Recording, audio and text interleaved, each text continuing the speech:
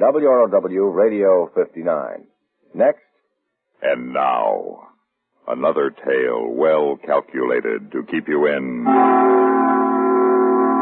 suspense. What will man's first flight into space be like? Will he be able to re-enter the Earth's atmosphere? And how will he feel? Well, we don't know for sure, so this is only imagination as we bring you George Bamber's Flight of Fancy, Re-Entry. Oh, brother, this miserable cold and my sinuses. Haven't you heard about Dristan? Dristan decongestant tablets not only help drain all 8 sinus cavities, critical areas of cold's infection, but circulating through the blood, Dristan reaches all congested areas.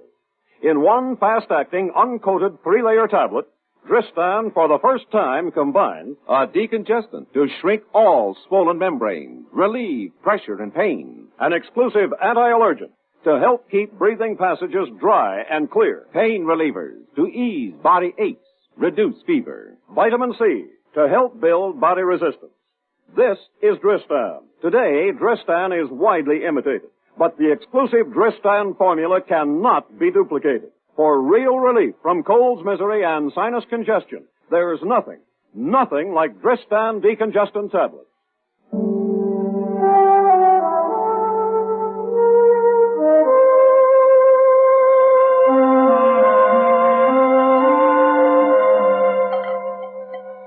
I don't think I'll ever get used to getting up and fixing your breakfast at 4:30 in the morning. Well, a lot of men get up and go to work at 4:30 in the morning. Want some more eggs? Howard, would you like some more eggs? Oh, no. This is fine. Today's the day, isn't it? What day? Today's the day you take it up, isn't it? Yes, I suppose so. If everything checks out all right, there's no reason why not. It's silly, but I keep wanting to ask you if the ship's all right.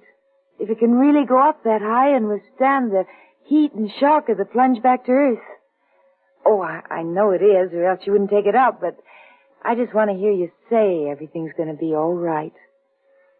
Aaron, mechanically, the X-15 has been engineered to perfection. It's passed every test. Metallurgical, wind tunnel, powerless flight. In theory, we've flown it 1,000,000 times. On the ground, we've taken it as far as we can go, and now we have to take it up. And see once and for all if it's possible for a man to ride a skyrocket. And if he can he steer it back to Earth without it falling apart from heat and shock? Aaron. Oh, Pappy, I'm sorry. I had to bite my tongue. I promised myself 1,000,000 times that when the day came, I wouldn't say a word. Here I am. Oh, please forgive me. I know as well as you do that everything will be all right. More coffee? No, I better be going. You want the station wagon today? Yes, I've got to get groceries. All right.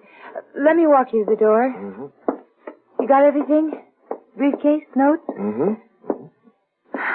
I suppose on this day of days I should be able to think of something witty and brave to say, but all I can think of is, be careful. Well, don't worry, I will. Bye now. Bye. Poppy? Yeah? You want to look in on the kids before you go? What for? I'll see them when I get home tonight. Oh, yes, of course. Bye, dear.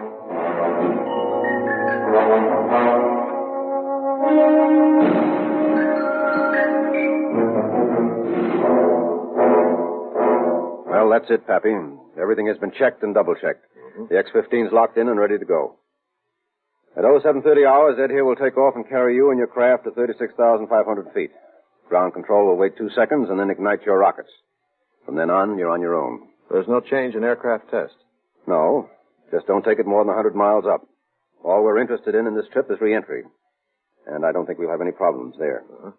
Any questions? No, sir. Very well, then. I've got to get over to operations or I'll miss the whole show. Good luck to you both. Thank you. Thank you, sir. Well, let's take the Jeep over. Right. Well, how does it feel to be a white-collar hero? What do you mean by that? Is there any doubt in your mind, Pappy, that she'll make it? There's always doubt, Ed. That's why I fly.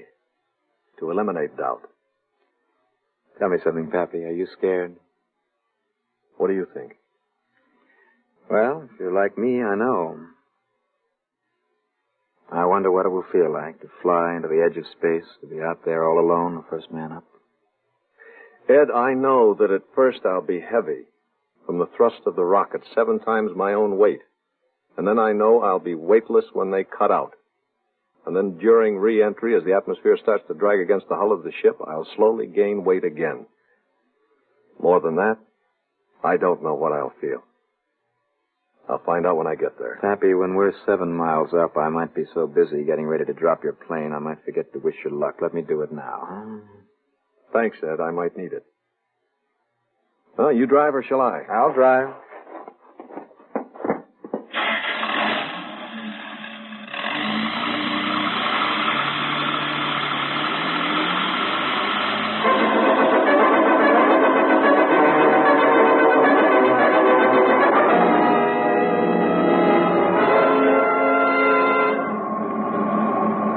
X-15, this is ground control. X-15, this is ground control. You are now 0 minus 1 minute from drop-off. Roger, ground control. X-15, this is aircraft commander. X-15, this is aircraft commander. Your loxy and ammonia have been topped off and disconnected. You are free to fall.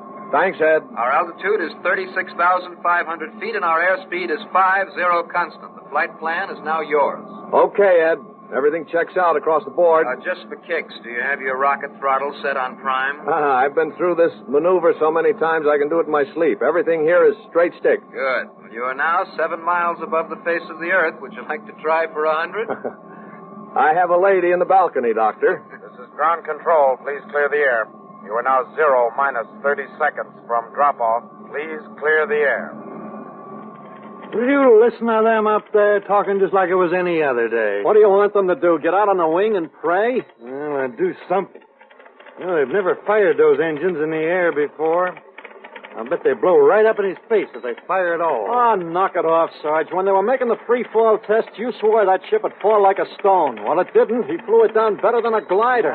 The free fall was different. This time I'm right. She doesn't blow to smithereens when he cuts in them rockets. And she'll heat up and fall apart on re-entry. One way or the other, he's not coming back.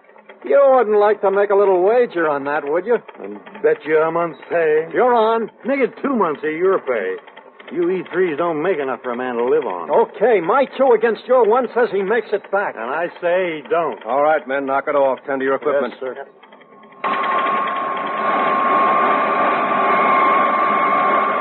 You are now 0 minus 13 seconds from drop-off. Ready for countdown. Roger, ground control. Stable table. On. Primer. On. All controls operational. I'm ready to roll. Countdown. 10, 9, 8, 7, 6, 5, 4, 3, 2, drop off.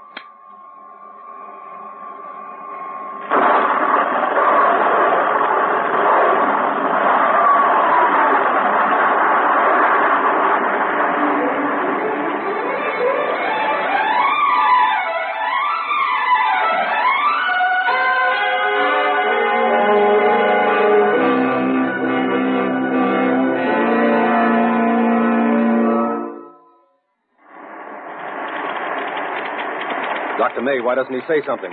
His orders were to talk as much as he can. Minus 30 seconds to burn out. Give him time. As soon as the rocket motor's cut out, he'll be able to talk. Right now, he's plastered back against his seat with 7 Gs.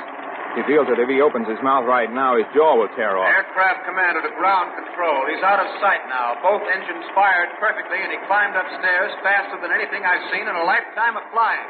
Tell Ed a good job. Well done. Sir, radar reports X-15 on course and climbing steadily. How about telemetrics? Respiration twice normal. Heartbeat up from normal 65 points. Body temperature normal. 90 seconds. 90 seconds is all it takes him to burn 7 tons of fuel and climb 25 miles.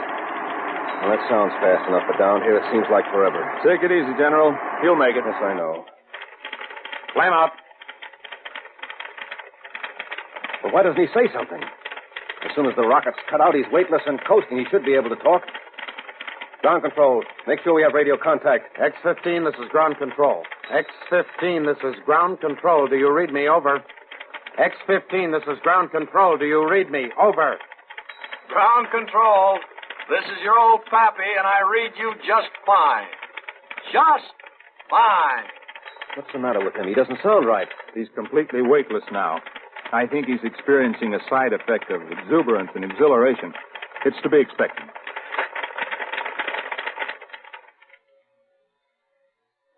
Hello, Pappy. This is General Brighton. Can you read me? Yes, General. Us chickens hear you loud and clear. Try to keep us informed as much as possible on your observations and operations. How does the ship handle? Like a dream, baby. Like an effortless dream. Everything is pinpoint control. It seems like I'm just sitting still, but the stable table says we're still climbing at 45 degrees. And if I'm to believe the airspeed indicator hanging on the wall, I'm traveling at 3,900 miles an hour. Pappy, describe the effects of weightlessness. Do you feel nauseated, dizzy? No, I feel fine. I feel like I'm home for the first time in my life. And like this is where I belong and I want to stay. It's so easy to move. If I want to lift my arm, it jumps up. If I stick it straight out in the air and relax, it stays where I leave it so I can rest it anywhere I want it. But that isn't the best, Dr. May. Not the best. Oh, you should be up here, Doctor. It's beautiful. Just beautiful. What's beautiful? Space. The threshold of the universe. It's the beginning, Dr. May, and it's the end. Describe it, Pappy. Well, it's black. The universe is black. Well, for a long while it was misty blue-gray, but now it's just black velvet. And the stars are brilliant. They crawl through the universe like huge Christmas tree bulbs. Steady, blue, green, yellow.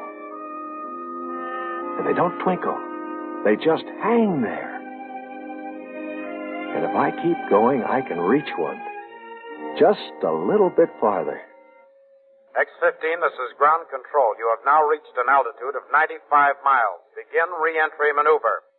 Well, if it's all the same to you, ground control, I've got enough gas, I just think I'll just go a little bit farther. X-15, you've passed the apex of your flight. Your orders are to level off for re-entry. But I have to keep going. I'll be back. What's the matter with him? Evidently, the aura of well-being that weightlessness produces has given him a dangerous false sense of security. Please, just let me climb another 10 minutes. Another 10 minutes? By that time, he won't be able to re-enter. He'll shoot out into space. Try giving him a direct order. In this childlike state, he might respond to the first positive suggestion. X-15, this is General Brighton. I order you to level off that aircraft and commence the classic re-entry maneuver. Do you read me? Sir? That ship is property of the United States government. I order you to level off and return it to this field in accordance with your contract. But, sir... Don't argue with me. Bring it down. Yes, sir. What's he doing, Radar? He's leveling off, sir. Now he's beginning the 45-degree angle of re-entry. Telemetrics, what do you read? Temperature normal. Pulse normal. Respiration normal. Radar reports the aircraft has definitely begun the correct angle of re-entry. Pappy, Dr. May again. If it doesn't interfere too much, we would appreciate it if you'd keep giving your sensations and reactions whenever you can during re-entry. What for? I don't see any point in it. Please, Pappy. It may be important. All right. When I pushed the nose down, the edge of the earth broke above my instrument panel like the rim of a great sea. A sea that has turned to blue-green mud, covered with a cataract film of clouds. The rivers of lead are beginning to pour through my veins, weighting down my arms. It's getting harder to breathe. Sound is beginning to come back. And I feel like I'm turning my back on a new world and re-entering a dead one. Sound is beginning to come back. Sounds like the plane is falling apart, and there are people standing on my wings outside. She's getting difficult to handle. The ship is pitching and yawing as she hits each shock wave of atmosphere. And I can feel it start to heat up. In spite of the air conditioning and insulation, the heat is almost unbearable in here. No! What's happened? No! No! I can't! I can't! Happy, do you read me? What's going on out there? I can't! I can't come back to that crumbling world of gravity and death! I can't! He's I entering won't. the thermal thicket. What's going on out there? This is where you'll melt apart in midair. I don't belong down there. Nobody does. I'm going back while there's still time. Okay, Cox, I'll raise you another month's pay. Money in the bank. Happy, what's wrong? I've got to get back before it's too late. My arms are getting so heavy. My fingers hardly move. The ship's so hard to fly. I've got to get out of this safety harness. The ship must be too hot to fly. He's trying to bail out. I think he's losing his mind.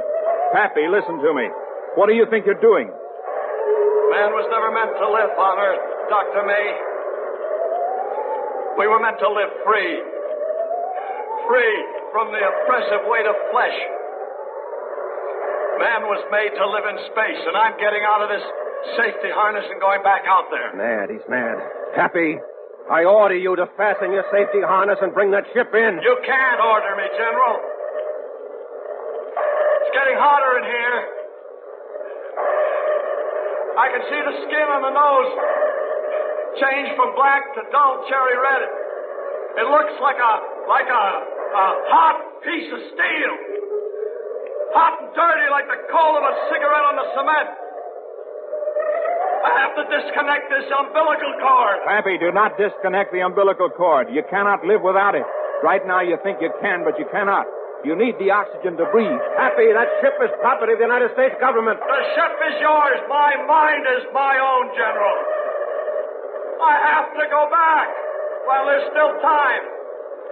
While there's still time to disconnect this. Pappy, listen to me. You cannot live without the cord. You need oxygen to live. Pappy, for the sake of Aaron and the children, leave the cord alone. Pappy, do you hear me? What's the telemetric readings? They've dropped to normal, sir. Right across the board. Normal? Normal, sir. Radar, what's your reading? Aircraft adhering to the proper 45-degree angle of descent. Losing altitude. At the proper speed.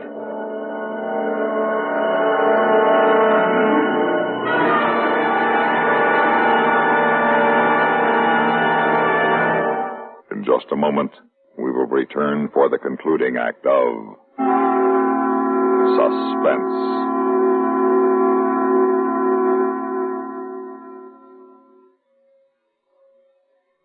Welcome, recording star Mel Torme. It's terrible trying to sing with a bad cold. So I always take 4-way cold tablets to relieve cold miseries fast. Good idea. Tests of all the leading cold tablets proved 4-way fastest acting. 4-way starts in minutes to relieve muscular pains, headache, reduce fever, calm upset stomach, also overcomes irregularity. When you catch cold, try my way. Take 4-way cold tablets. Fast way to relieve cold distress and feel better quickly. 4-way, only 29 cents. Our program will continue in a moment after a word about another fine product of Grove Laboratories. To get rid of embarrassing dandruff in 3 minutes, change to Fitch Dandruff Remover Shampoo. 3 minutes with Fitch regularly is guaranteed to keep unsightly dandruff away forever. Apply Fitch before wetting hair, rub in 1 minute. Add water, lather 1 minute, then rinse 1 minute. Every trace of dandruff goes down the drain. 3 minutes with Fitch and embarrassing dandruff's gone. At the same time, Fitch can brighten hair up to 35%. Get Fitch Dandruff Remover Shampoo today.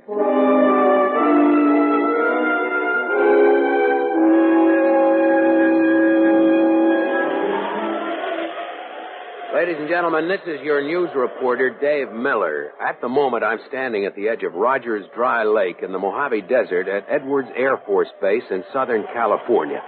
In just a few seconds, if all goes well, a sleek, black, ferrous alloy, rocket-propelled aircraft will come hurtling out of the sky from the east, slide across this flat desert at speeds up to 200 miles an hour, and stop just a few yards away from where I'm standing. And then Mr. Howard Pappy Winfield will step from the cockpit and become the first man to have flown into outer space and returned. It is a beautiful day at Edwards Air Force Base. The sun is hot and bright, but there is a prevailing westerly wind. Oh, right now, out of the ground control complex, I see officers and men coming out, climbing into vehicles. It won't be long now.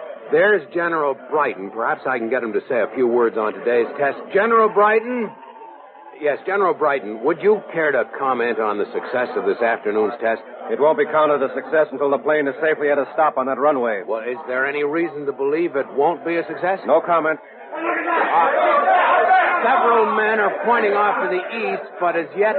Yes, now I see it too. It looks to be hardly bigger than a speck, just a few feet above the horizon. But it's growing bigger all the time. Now we can see it quite clearly. The pilot has jettisoned his ventral stabilizer.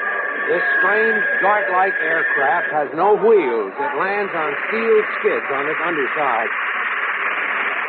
There, she's touching down. You can see a cloud of smoke from the floor where she hit.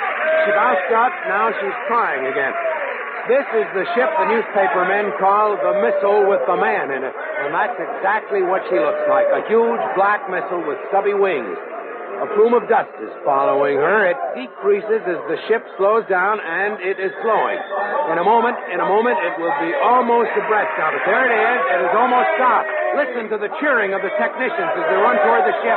I'm trying to keep up with them. It sounds like Cape Canaveral on a good day. Hey, you want me up? I'm getting closer to the ship. The dust is settling over her dull black surface. Her sharp needle nose looks deadly. Now they're moving an aluminum ladder into place next to the ship. Mechanics and asbestos gloves are working to get the canopy raised. The latch is released. Slowly, the canopy is being raised. In just a moment, we catch our first sight of the first man from outer space. If I can just get closer.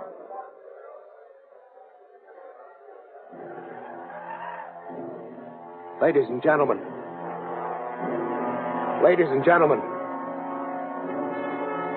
There is no one there. The cockpit is empty.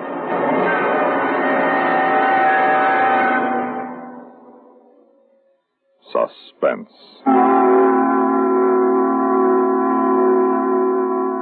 You've been listening to Re-Entry, written for Suspense by George Bamber. In a moment, the names of our players and a word about next week's story of Suspense.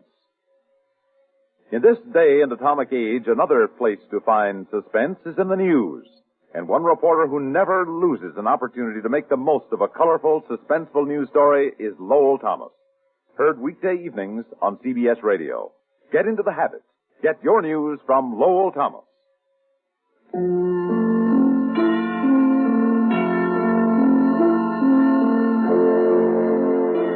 Heard in tonight's story were Lyle Sudrow as Patty, with Margaret Draper, Les Damon, Bob Reddick, Frank Thomas Jr., Robert Donnelly, Mason Adams, Jim Bold, Frank Butler, and Whitfield Connor.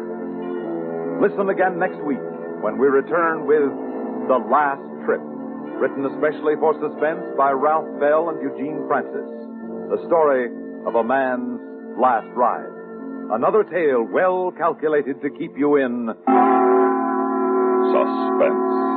on CBS Radio.